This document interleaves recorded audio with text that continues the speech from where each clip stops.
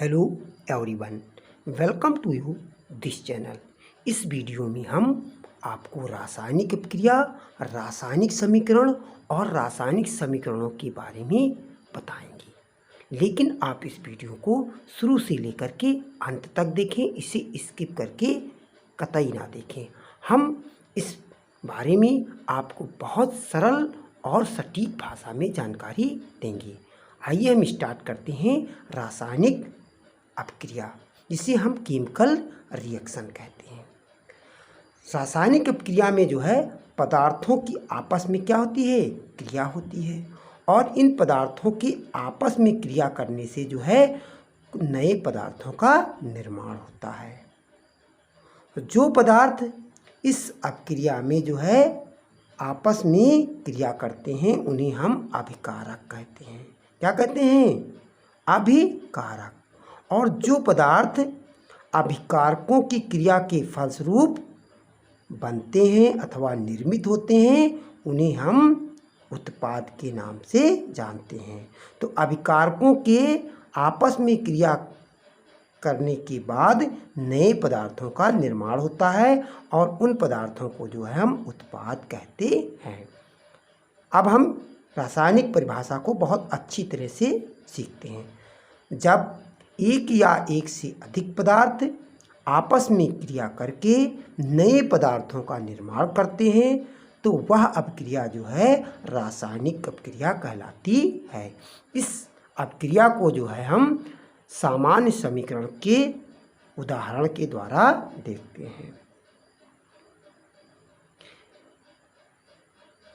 A plus B, arrow A B. तो देखिए यहाँ पर हमने जो है दो अभिकारकों को लिया है। एक अभिकारक क्या है, ए है और दूसरा बी है। जब दो अभिकारक होते हैं तो इनके मध्य में हम क्या करते हैं, जोड़ का या प्लस का निशान लगा देते हैं। और जब एक अभिकारक होता है तो उसमें हम जो है प्लस का निशान नहीं लगाते हैं। तो ये क्या है, अभिकारक हैं। और अभिकारक के आगे जो है हमने तीर का निशान लगाया है और ये तीर का निशान अभिक्रिया के होने को बताता है। क्या बताता है? ये तीर का निशान जो है अभिक्रिया के होने को बताता है। तीर के पुच्छ सिरे पर जो है अभिकारक होते हैं और इसके हेड सिरे पर जो है उत्पाद होते हैं, अर्थात जो नए पदार्थ बनते हैं उन्हीं को क्या कहते हैं, उत्पाद कहते हैं। तो ए और बी अभिकारक जो है यहाँ पर आपस में अपक्रिया करके नए पदार्थ का निर्माण करते हैं और ये जो पदार्थ बनता है वो ए बी पदार्थ बनता है। इस बने हुए नए पदार्थ को हम उत्पाद कहते हैं। अब हम जो है रासायनिक समीकरण के बारे में देखते हैं। ये देखिए जो है अब हम रासायनिक समीकरण के बारे में देखते हैं। Chemical equation. जब अभिकारक तथा उत्पादों को उनके मानक प्रतीकों एवं सूत्रों के द्वारा निरूपित करते हैं और जब इनको जो है हम सूत्रों के द्वारा और प्रतीकों के द्वारा लिखते हैं तो उससे हमें क्या होती है, एक प्रतीकात्मक समीकरण प्राप्त होती है और वो समीकरण जो होती है रासायनिक समीकरण कहलाती है। तो इसको भी है जो है हम एक एग्जाम्पल के द्वारा देखते हैं। जब हम जो है मैग्नीशियम की अपक्रिया जो है ऑक्सीजन से कराते हैं, मैग्नीशियम की अपक्रिया किससे कराते हैं, ऑक्सीजन से कराते हैं। तो इसको देखिए हम लिख रहे हैं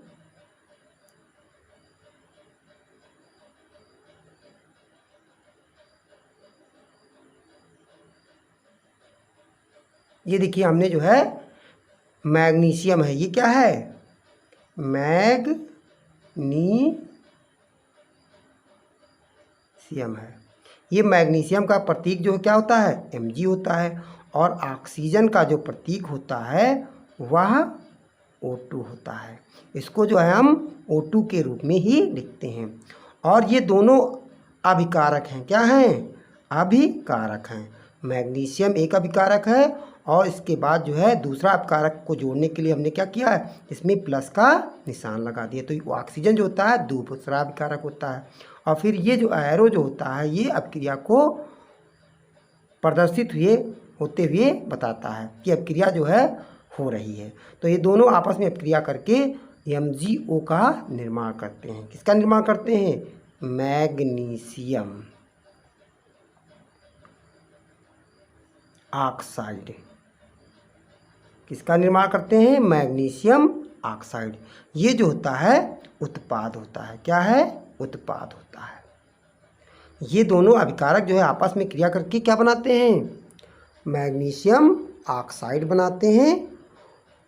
और अब इसमें देख लेते हैं कि अब इस समीकरण को हम सबसे पहले क्या करते हैं? संतुलित कर लेते हैं। यहाँ पर ऑक्सीजन के 2 परमाणु हैं, यहाँ पर 1 है, तो इसलिए इसको हम 2 से मल्टीप्लाई कर देंगे।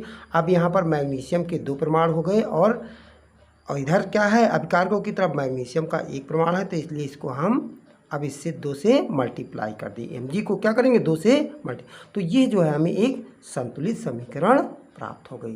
तो देखिए इस समीकरण में क्या किया गया है कि जो अभिकारक होते हैं उनको जो है प्रतीक और सूत्रों के द्वारा प्रदर्शित करते हैं और जो उत्पाद होते हैं उनको भी जो है हम प्रतीक और सूत्रों के द्वारा प्रदर्शित करते हैं। तो इस प्रकार हमें एक जो है क्या मिल रही है?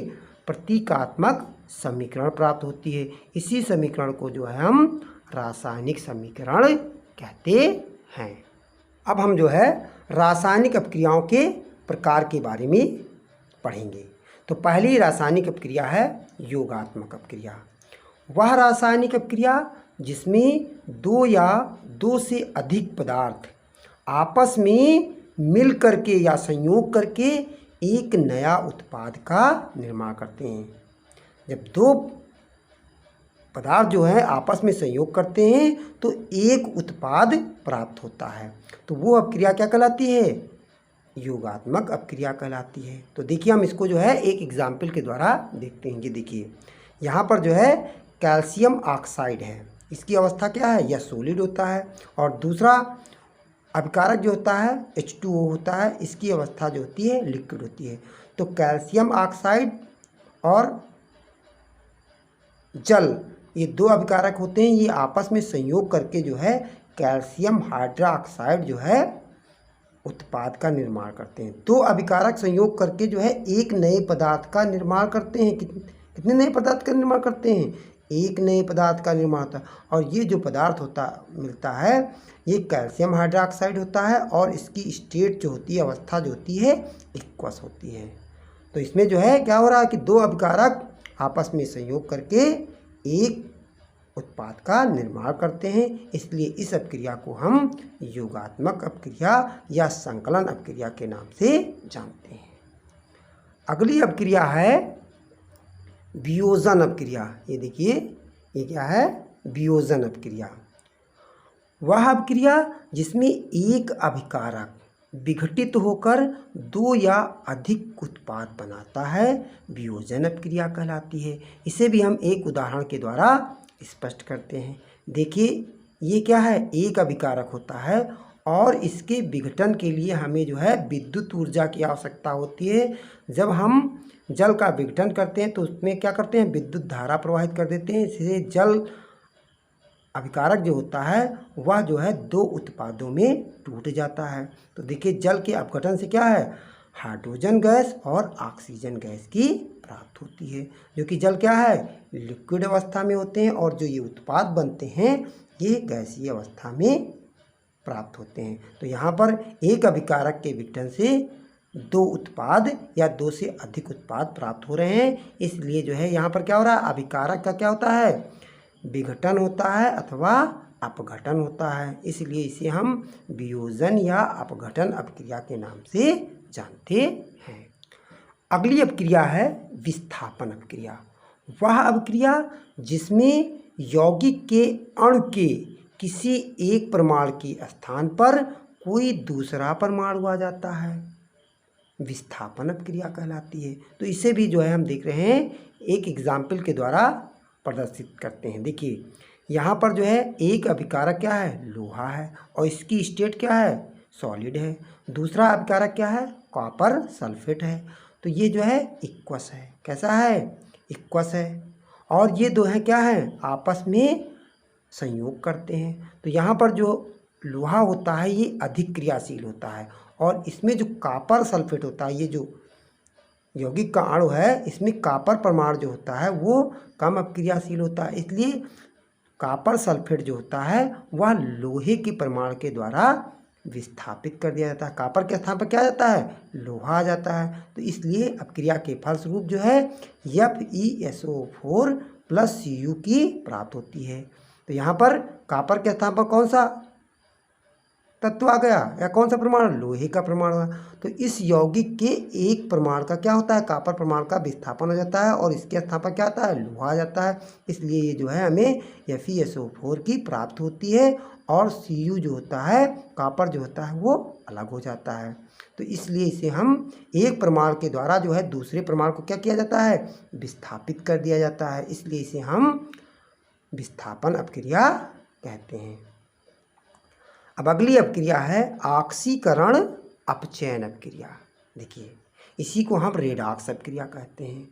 तो वह अपक्रिया जिसमें एक अभिकारक का ऑक्सीकरण होता है तथा दूसरे अभिकारक का क्या होता है? अपचयन होता है, ऑक्सीकरण अपचयन अपक्रिया कहलाती है। मतलब वो रासायनिक अपक्रिया जिसमें ऑक्सीकरण और अपचयन दोनों अपक्रियाएं साथ साथ में पाई जाती हैं रेडॉक्स अपक्रिया कहलाती हैं। क्या कहलाती हैं? रेडॉक्स अपक्रिया कहलाती हैं। तो देखिए यहाँ पर इसकी रासायनिक समीकरण का एक जो है उदाहरण लिया गया है। देखिए यहाँ पर CuO plus H2O, arrow Cu plus H2O। तो यहाँ दो अभिकारक यहाँ पर जो है आपस में संयोग करके जो है दो उत्पादों का निर्माण करते हैं। तो यहाँ पर कॉपर ऑक्साइड का क्या हो रहा है? अपचयन हो रहा है, क्योंकि ये जो है अपनी ऑक्सीजन की इसमें क्या हो रही है? कमी हो रही है। कॉपर ऑक्साइड जो है कॉपर में अपचयित हो जाता है, और यहाँ पर हाइड्रोजन जो है का ऑक्सीकरण होता है, क्योंकि ये जो है ऑक्सीजन को प्राप्त कर रहा है। तो ऑक्सीकरण में क्या होता है? ऑक्सीजन की प्राप्त होती है, और अपचयन में जो है ऑक्सीजन की कमी होती है। तो इसमें क्या क्या हो रहा है? इसमें जो है अपचयन और ऑक्सीकरण अपक्रियाएं एक साथ हो रही हैं, इसलिए इसको हम ऑक्सीकरण अपचयन अपक्रिया कहते हैं। आई होप कि आप सभी लोगों को इस वीडियो में बताई गई हुई चीज़ें अच्छी तरह से समझ में आ